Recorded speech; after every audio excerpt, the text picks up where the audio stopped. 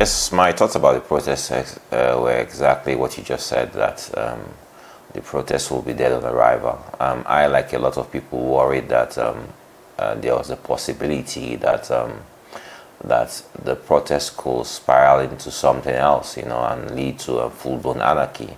But on the other hand, when you look at the genesis of the protest, you wonder who sent out the initial tweets about the protest. How easy is it to galvanize Nigerians across all spectrums of life, and to say go out into the street and protest? Obviously, for the last 1 year, all Nigerians have been complaining about the state of affairs in Nigeria, and if anyone says come out and protest about your situation, people believe that Nigerians will come out. But again, we always forget what a lot of us call the Nigerian factor, which is the fact that a lot of people view our situation from the prism of my turn. So whilst a lot of people are complaining, there are some people who believe it's their turn, they are benefiting from the present government, and they will do everything to stop or steamroll any action people will take to protest the hardship Nigerians are currently facing. So yes, I didn't believe that this protest will live up to its billing, especially as there was no structured organization behind the protest. So still on this subsidy, because I know in the last one, very correctly you said, since the elections up till now, one of the biggest things you've been shouting at this administration is prosecute oil thieves. Name them, bring them to book.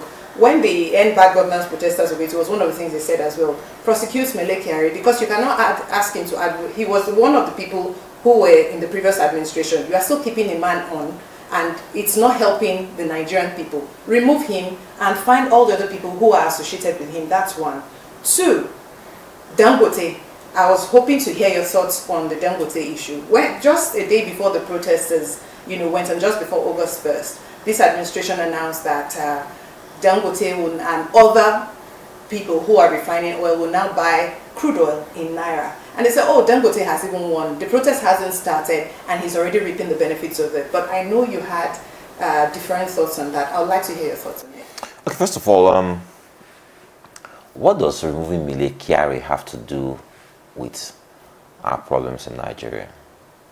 We have this bad attitude in Nigeria where we're always backing up the wrong tree. What does Mele Kyari, the GC of NNPC, have to do with the issues we're talking about? We're talking about a faulty process. We're talking about institutional failure. The institutional failure is directly traced to the presidency in their failure to act.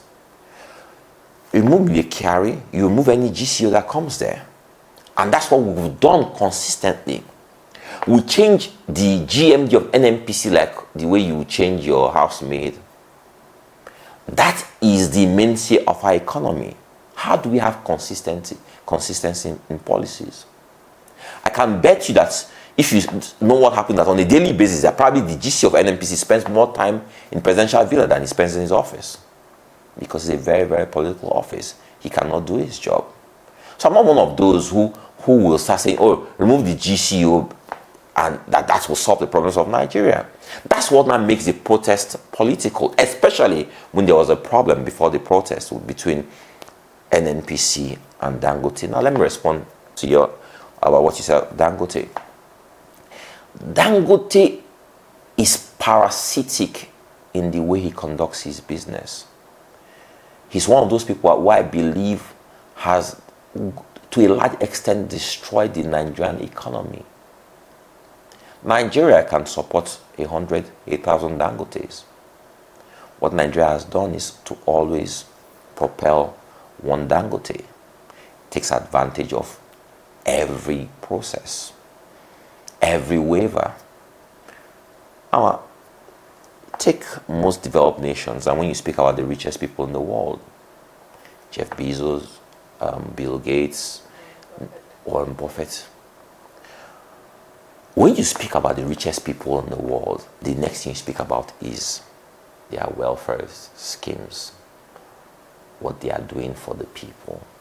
Because the first understanding that they have is that with so much wealth comes responsibility. I would like you or any Nigerian to tell me what the richest man in Nigeria has done.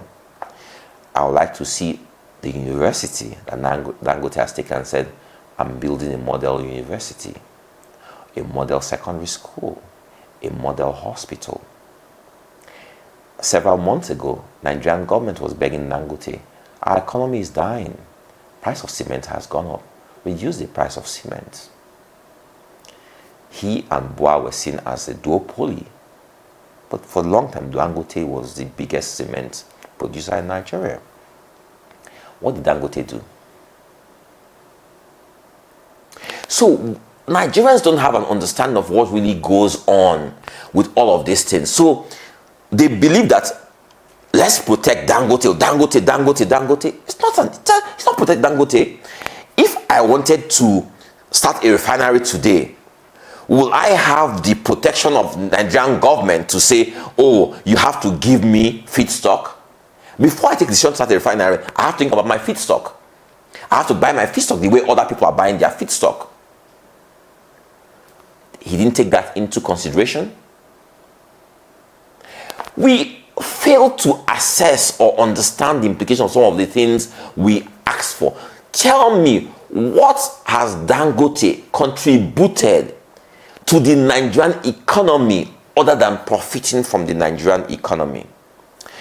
So some people will say, oh, but Dangote, he's creating jobs.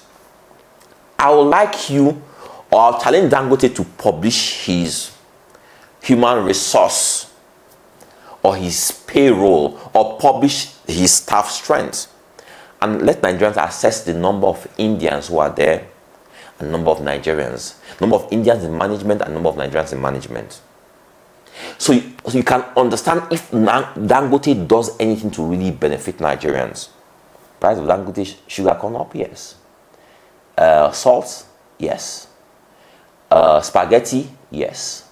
Cement? Yes. So do you actually think that if you make Dangote a monopoly in petroleum products, that you will not deal with increased price in petroleum products? You can sell all the oil in Nigeria to Dangote in Naira. Dangote will still export that oil in dollars.